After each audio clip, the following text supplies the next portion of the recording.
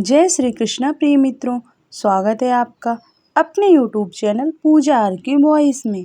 महाभारत युद्ध के 10 चर्चित श्राप जानकर आप भी रह जाएंगे हैरान।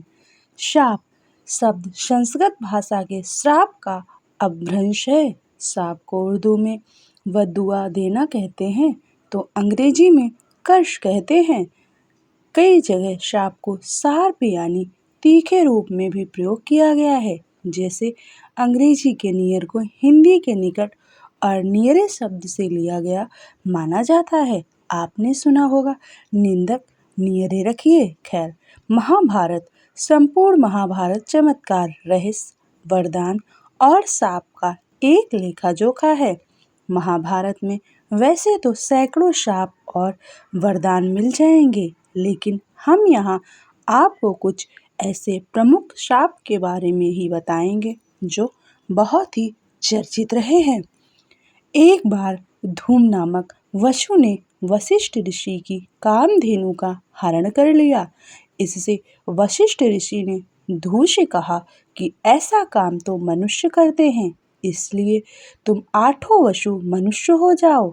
यह सुनकर वसुओं ने घबराकर वशिष्ठ जी की प्रार्थना की तो उन्होंने कहा कि अन्य वसु तो वर्ष का अंत होने पर मेरे शाप से छुटकारा पा जाएंगे, लेकिन इस धूम को अपनी करने का फल भोगने के लिए एक जन्म तक मनुष्य बनकर पीड़ा भोगनी होगी।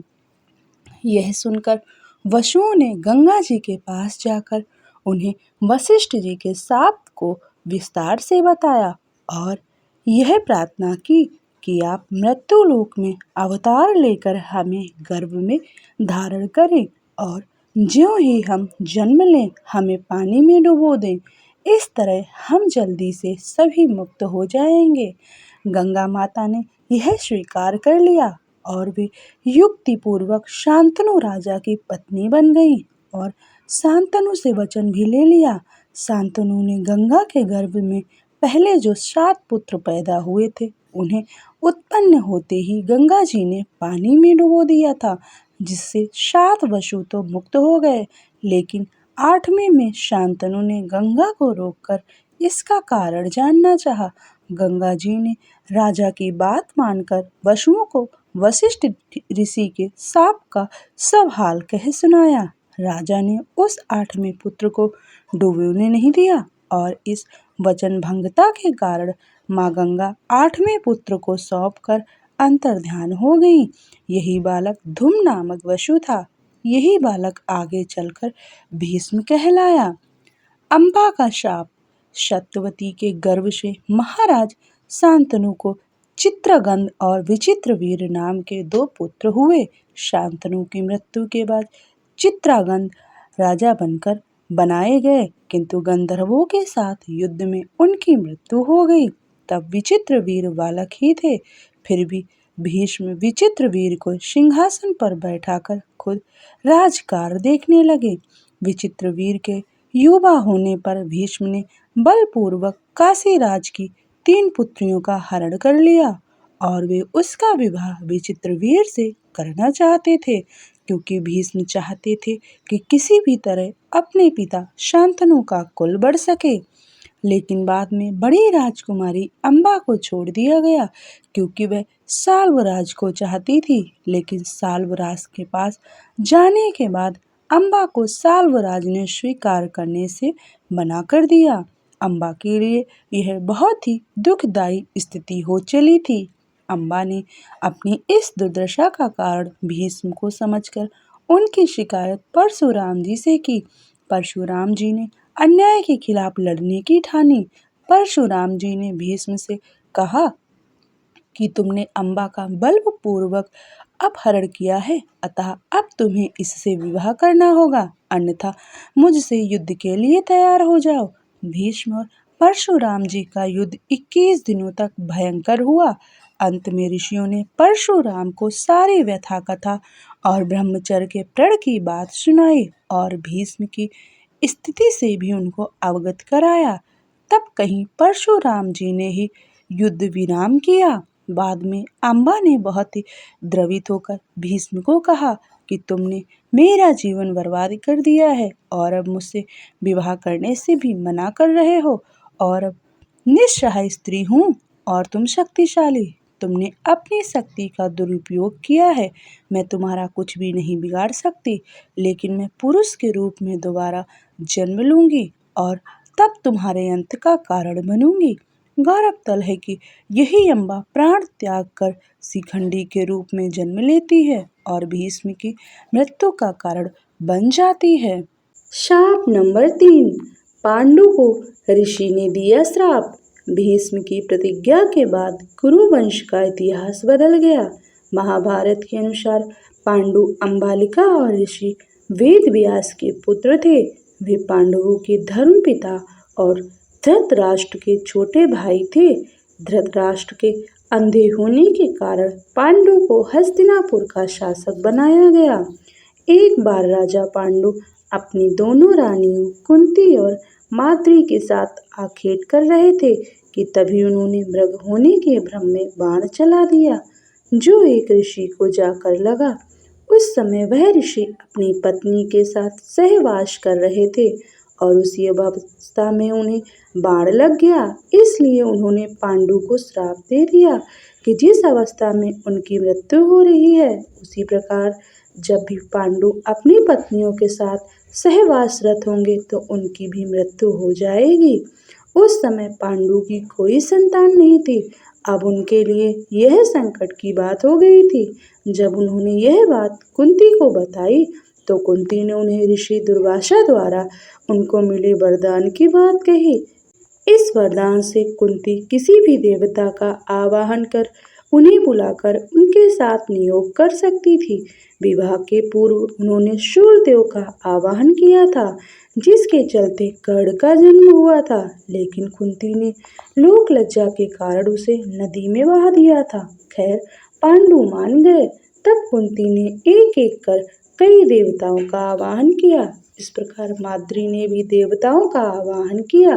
तब कुंती को 3 और माद्री को 2 पुत्र प्राप्त हुए, जिनमें युधिष्ठिर सबसे ज्येष्ठ थे। कुंती के अन्य पुत्र थे भीम और अर्जुन तथा माद्री के पुत्र थे नकुल व सहदेव। कुंती ने धर्मराज वायु एवं इंद्र देवता का आवाहन किया था, तो माद्री ने अश्विन कुमारों का। एक दिन वर्षा ऋतु का समय था और पांडु और माद्री वन में विहार कर रहे थे। उस समय पांडु अपने काम वेग पर नियंत्रण न रख सके और माद्री के साथ सहवास करने को उतावले हो गए और तब ऋषि का श्राप महाराज पांडु की मृत्यु के रूप में फलित हुआ। माद्री पांडु की मृत्यु बर्दाश्त नहीं कर सकी और उनके साथ सती हो गई। यह देखकर पुत्रों के पालन पोषण का भार अब कुंती पर आ गया था। उसने अपने मायके जाने के बजाय हस्तिनापुर का रुख किया। हस्तिनापुर में रहने वाले ऋषि मुनि सभी पांडवों को राजा पांडु का पुत्र मानते थे, तो वे सभी मिलकर पांडवों को राजमहल छोड़ आ गए। कुंती के कहने पर सभी पांडवों ने पांडु का पुत्र मान लिया और उनका स्वागत किया। राजमहल में कुंती का सामना गांधारी से भी हुआ।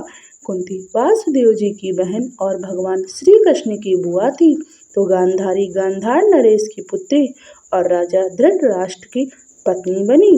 चौथा श्राप, कर्ण को मिला श्राप। उस काल में द्रोणाचार्य, परशुराम और वेदव्यास को ब्रह्मशास्त्र चलाना और किसी के द्वारा ब्रह्मशास्त्र का प्रयोग किए जाने पर उसे असफल कर देना याद था। उन्होंने यह विद्या अपने कुछ खास शिष्यों को ही प्रदान की थी। उसमें भी किस तरह ब्रह्मास्त्र को सब असफल करना, यह कम ही शिष्यों को याद था। जब द्रोणाचार्य ने कर्ण के सूत पुत्र होने को जानकर ब्रह्मशास्त्र सिखाने से इनकार कर दिया, तब वे परशुराम के पास पहुंच गए। परशुराम ने प्रण लिया था कि वे इस विद्या को किसी ब्राह्मण को ही सिखाएंगे, क्योंकि इस विद्या के दुरुपयोग का खतरा बढ़ गया था। उस काल में तापस, कुशाग्र, विनम्र, ब्रह्मज्ञाता और विद्वान लोगों को ही ब्राह्मण कहा जाता था। कर्ण यह सीखना चाहता था, तो उसने परशुराम के पहुंचकर खुद को ब्राह्मण का पुत्र बताया और उसने यह विद्या सीख ली। परशुराम ने ब्रह्मशास्त्र के अलावा कर्ण को अन्य सभी अस्त्र शस्त्रों की शिक्षा दी। फिर एक दिन जंगल में कहीं जाते हुए परशुराम जी को थकान महसूस हुई। उन्होंने कर्ण से कहा कि वे थोड़ी देर सोना चाहते हैं। कर्ण ने उनका सिर अपनी गोद में रख लिया। परशुराम गहरी नींद में सो गए। तभी कहीं से एक कीड़ा आया और वह कर्ण की जांघ पर डंक मारने लगा। कर्ण की जांघ पर घाव हो गया, लेकिन परशुराम की नींद खुल जाने के भय से वह चुपचाप बैठा रहा। घाव से खून बहने लगा। बहते खून ने जब परशुराम को छुआ तो उनकी नींद खुल गई। उन्होंने कर्ण से पूछा कि तुमने उस कीड़े को हटाया क्यों नहीं? कर्ण ने कहा कि आपकी नींद टूटने का डर था, इसलिए। परशुराम ने कहा कि किसी ब्राह्मण में इतनी सहनशीलता नहीं हो सकती है। तुम जरूर कोई क्षत्रिय हो, सच सच बताओ। तब कर्ण ने सारा सच बता दिया। क्रोधित परशुराम ने कर्ण को उसी समय श्राप दिया कि तुमने मुझसे जो भी विद्या सीखी है वह झूठ बोलकर सीखी है, इसलिए जब भी तुम्हें इस विद्या की सबसे ज्यादा आवश्यकता होगी तभी तुम इसे भूल जाओगे। कोई भी दिव्यास्त्र का प्रयोग नहीं कर पाओगे। 5वां श्राप। अर्जुन को मिला श्राप। अर्जुन सशरीर इंद्र सभा में गया तो उसके स्वागत में उर्वशी, रंभा आदि अप्सराओं ने नृत्य किए। अर्जुन के रूप सौंदर्य पर मोहित हो उर्वशी उसके निवास स्थान पर गई और प्रणय निवेदन किया। साथ ही इसमें कोई दोष नहीं लगता। इसके पक्ष में अनेक दलीलें भी थी, किंतु अर्जुन ने अपने दृढ़ इंद्रिय संयम का परिचय देते हुए कहा कि मेरी दृष्टि में कुंती, माद्री और सची का जो स्थान है वही तुम्हारा भी है। तुम पुरु वंश की जननी होने के कारण आज मेरे लिए परम गुरु स्वरूप हो। हे वरवर्णिनी, मैं तुम्हारे चरणों में मस्तक रखकर तुम्हारी शरण में आया हूँ। तुम लौट जाओ। मेरी दृष्टि में तुम माता के समान पूजनीय हो और पुत्र के समान मानकर तुम्हें मेरी रक्षा करनी चाहिए। उर्वशी अपने कामुक प्रदर्शन और तर्क देकर अपनी काम वासना तृप्त करने में असफल रही तो क्रोधित होकर उसने अर्जुन को 1 वर्ष तक नपुंसक होने का श्राप दे दिया। अर्जुन ने उर्वशी से श्रापित होना स्वीकार किया, परंतु संयम नहीं तोड़ा। जब यह बात उनके पिता इंद्र को पता चली तो उन्होंने अर्जुन से कहा, हे पुत्र, तुमने तो अपने इंद्रिय संयम द्वारा ऋषियों को भी पराजित कर दिया। तुम जैसे पुत्र को पाकर कुंती वास्तव में श्रेष्ठ पुत्र वाली है। उर्वशी का श्राप तुम्हें वरदान रूप सिद्ध होगा। भूतल पर वनवास के 13वें वर्ष में तुम्हें अज्ञातवास करना पड़ेगा। उस समय यह सहायक होगा। उसके बाद तुम अपना पुरुष तत्व फिर से प्राप्त कर लोगे। इस शाप के चलते अज्ञातवास के समय अर्जुन ने विराट के महल में नर्तक वेश में रहकर विराट की राजकुमारी को संगीत और नृत्य विद्या सिखाई थी। तत्पश्चात वे शाप मुक्त हो गए थे।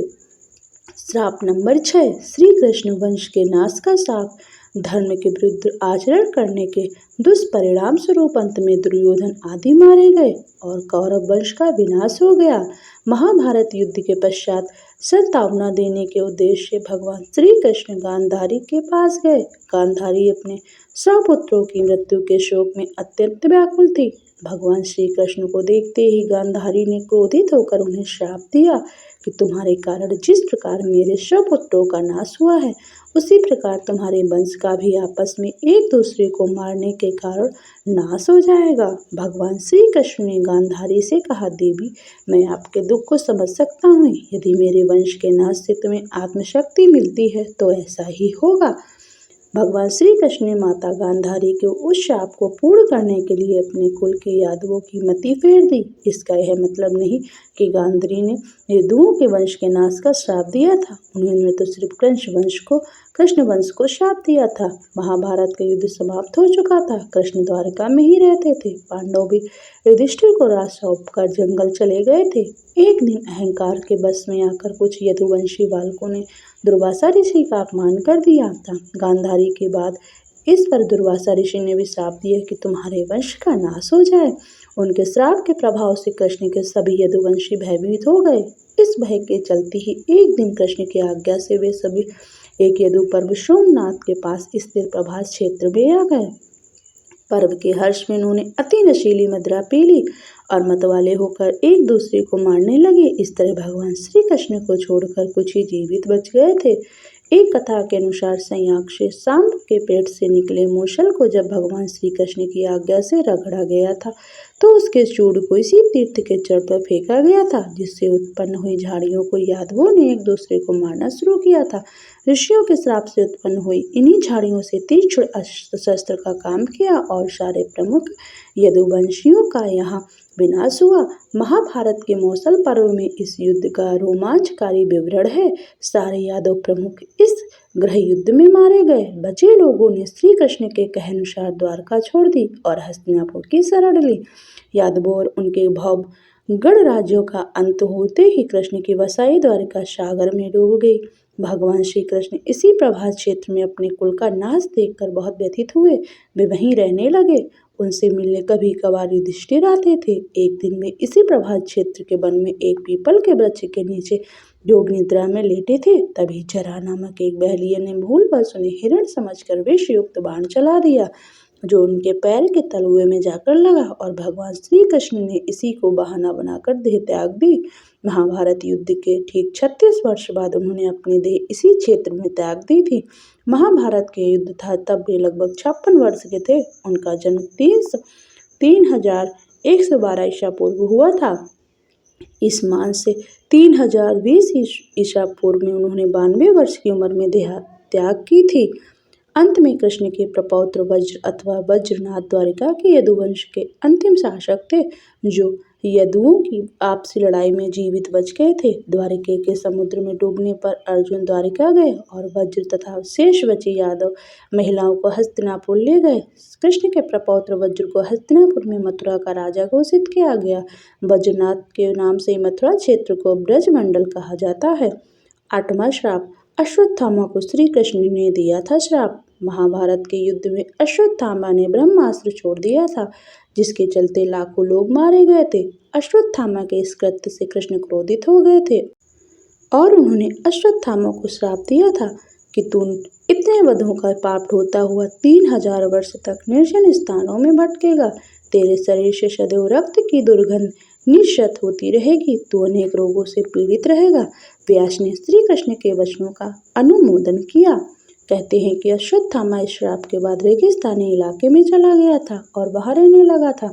कुछ लोग मानते हैं कि वह अरब चला गया था। उत्तर प्रदेश में प्रचलित मान्यता के अनुसार अरब में उसने कृष्ण और पांडवों के धर्म को नष्ट करने की प्रतिज्ञा ली थी। हालांकि भारत में लोग दावा करते हैं कि अमुक जगहों पर अश्वत्थामा आता रहता है, लेकिन अब तक इसकी सच्चाई की पुष्टि नहीं हुई है। यदि हम माने कि उनको मात्र 3000 वर्षों तक जिंदा रहने का ही साफ था, तो फिर वे अब तक मर चुके होंगे, क्योंकि महाभारत युद्ध को हुए 3000 वर्ष कभी के हो चुके हैं। लेकिन यदि उन्होंने कलिकाल के अंत तक भटकने का श्राप दिया गया है तो वे जीवित होंगे। 8वां श्राप। दुर्योधन को मिला श्राप। एक बार वेद व्यास ने धृतराष्ट्र से मिलकर कहा कि महर्षि मैत्रेय यहाँ आ रहे हैं। वे पांडवों से मिलकर अब आप लोगों से मिलना चाहते हैं। वे ही तुम्हारे पुत्र को पांडवों से मेल मिलाप का उद्देश्य देंगे। इस प्रकार की सूचना मैं देता हूँ कि जो भी वे कहें बिना तर्क वितर्क के मान लेना। मैं ऐसा इसलिए कह रहा हूँ कि मैत्रेय की आज्ञा का उल्लंघन हुआ तो वे क्रोध में आकर श्राप भी दे सकते हैं। इसलिए शांति पूर्वक उनकी बातें सुन लेना। अमल करना या नहीं करना यह तुम्हारे ऊपर निर्भर करता है। इतना कहकर वेद व्यास जी भी चले गए। धृतराष्ट्र महर्षि मैत्रेय के आते ही अपने पुत्रों सहित उनकी सेवा व सत्कार करने लगे। विश्राम के बाद धृतराष्ट्र ने बड़ी विनय के साथ पूछा, भगवान आपकी यहाँ तक की यात्रा कैसी रही? 5 पांडवों कुशल पूर्वक तो हैं? तब मैत्रेय जी ने कहा कि राजन, तीर्थ यात्रा करते हुए वहाँ संयोगवश कामय वन में युधिष्ठिर से मेरी भेंट हो गई। वे आजकल तपोवन में रहते हैं। उनके दर्शन के लिए वहाँ बहुत से ऋषि मुनि आते हैं। मैंने वही यह सुना है कि तुम्हारे पुत्रों ने पांडवों को जुओं में धोखे से हराकर वन भेज दिया। वहां से मैं तुम्हारे पास आया हूँ। उन्होंने धृतराष्ट्र से इतना कहकर पीछे मुड़ते हुए दुर्योधन से कहा, तुम जानते हो पांडव कितने वीर और शक्तिशाली हैं। तुम्हें उन्हीं शक्ति का अंदाजा नहीं है। शायद इसलिए तुम ऐसी बात कर रहे हो। इसलिए तुम्हें उनके साथ मेल कर लेना चाहिए। मेरी ये बात मान लो। गुस्से में ऐसा अनर्थ मत करो। महर्षि मैत्रेय की बात सुनकर दुर्योधन को क्रोध आ गया और वह व्यंग्यपूर्वक मुस्कुराते हुए पैर से जमीन कूदने लगा। और हद तो तब हो गई जब उसने अपनी जांघ पर हाथ से ताल ठोंक दी। दुर्योधन की यह उदंडता देखकर महर्षि को क्रोध आया। तब उन्होंने दुर्योधन को श्राप दिया, तू मेरा तिरस्कार करता है, मेरी बात शांतिपूर्वक सुन नहीं सकता। जा, उदंडित जिस जंघा पर तू ताल ठोक रहा है उस जंघा को भीम अपनी गदा से तोड़ देगा। बाद में कौरव और पांडवों का घोर युद्ध हुआ और भीम ने दुर्योधन की जांघ पर वार कर अंत में उसकी जंघा ही उखाड़ फेंकी। श्राप नंबर 9। द्रौपदी ने घटोत्कच को दिया श्राप। जब घटोत्कच पहली बार अपने पिता भीम के राज्य में आया तो अपनी माँ हिडिंबा की आज्ञा के अनुसार उसने द्रौपदी को कोई सम्मान नहीं दिया। द्रौपदी को अपना अपमान महसूस हुआ और उसे बहुत गुस्सा आया। वह उस पर चिल्लाई कि वह एक विशिष्ट स्त्री है, वह युधिष्ठिर की रानी है, वह ब्राह्मण राजा की पुत्री है तथा उसकी प्रतिष्ठा पांडवों से कहीं अधिक है और उसने अपनी दुष्ट राक्षसी माँ के कहने पर बड़ों ऋषियों और राजाओं से भरी सभा में उसका अपमान किया है। तो जय दुष्ट, तेरा जीवन बहुत छोटा होगा तथा तू बिना किसी लड़ाई के ही मारा जाएगा। श्राप नंबर 10। राजा परीक्षित को श्राप। एक बार राजा परीक्षित आखेट हेतु वन में गए। वन में अन्य पशुओं के पीछे दौड़ने के कारण वे प्यास से व्याकुल हो गए तथा जलाशय की खोज में इधर उधर घूमते घूमते वे शमीक ऋषि के आश्रम में पहुंच गए। वहां पर शमीक ऋषि नेत्र बंद किए हुए ब्रह्म ध्यान में लीन बैठे थे। राजा परीक्षित ने उनसे जल मांगा, किंतु ध्यान मग्न होने के कारण शमीक ऋषि ने कुछ भी उत्तर नहीं दिया। सिर पर स्वर्ण मुकुट पर निवास करते हुए कलयुग के प्रभाव से राजा परीक्षित को प्रतीत हुआ कि यह ऋषि ध्यानस्थ होने का ढोंग कर मेरा अपमान कर रहा है। उन्हें ऋषि पर बहुत क्रोध आया। उन्होंने अपने अपमान का बदला लेने के उद्देश्य से पास ही पड़े हुए एक मृत सर्प को अपने धनुष की नोक से उठाकर ऋषि के गले में डाल दिया और अपने नगर वापस आ गए। शमीक ऋषि जब ध्यान साधना से जागृत हुए तो उन्होंने अपने गले में पड़े मृत सर्प को देखा। उन्हें ज्ञात ही नहीं हो पाया था कि उनके साथ राजा ने क्या किया है। उस दौरान शमीक ऋषि के पुत्र श्रृंगी ऋषि वहां पहुंचे और जब उन्होंने जाना कि उनके पिता का राजा ने अपमान किया है तो वे बहुत क्रोधित हुए। उन्होंने सोचा कि यदि यह राजा जीवित रहेगा तो इसी प्रकार ऋषियों का अपमान करता रहेगा। इस प्रकार विचार करके उस ऋषि कुमार ने तुरंत ही कमंडल से अपनी अंजलि में जल लेकर तथा उसे मंत्रों से अभिमंत्रित करके राजा परीक्षित को यह श्राप दिया कि जा, तुझे आज से 7वें दिन तक्षक सर्प डसेगा। शमीक ऋषि कुछ समझ पाते इससे पहले तो श्रृंगी ऋषि ने श्राप दे डाला। शमीक ऋषि ने अपने पुत्र से कहा कि तूने यह अच्छा नहीं किया, वह राजा तो प्रजा का रक्षक है, उसने इतना बड़ा अपराध भी नहीं किया था कि उसे इतना बड़ा श्राप दिया जाए। शमीक को बहुत पश्चाताप हुआ। उल्लेखनीय है कि द्रोण पुत्र अश्वत्थामा के ब्रह्मास्त्र प्रहार से उत्तरा ने मृत शिशु को जन्म दिया था, किंतु भगवान श्री कृष्ण ने अभिमन्यु उत्तरा पुत्र को ब्रह्मास्त्र के प्रयोग के बाद भी फिर से जीवित कर दिया था। यही बालक आगे चलकर राजा परीक्षित नाम से प्रसिद्ध हुआ। परीक्षित के प्रतापी पुत्र जन्मेजय को जब यह पता चला कि उनके पिता की मृत्यु सर्पदंश से हुई है तो उन्होंने विश्व के सभी सर्पों को मारने के लिए नागदाह यज्ञ करवाए थे। उन यज्ञों में नागों को पटक दिया जाता था। एक विशिष्ट मंत्र द्वारा नाग स्वयं यज्ञ के पास पहुंच जाते थे।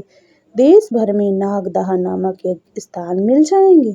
सर्पदाह के एक घनघोर यज्ञ की अग्नि से एक कारकोटक नामक सर्प ने अपनी जान बचाने के लिए उज्जैन में महाकाल की शरण ले ली थी, जिसके चलते वह बच गया था।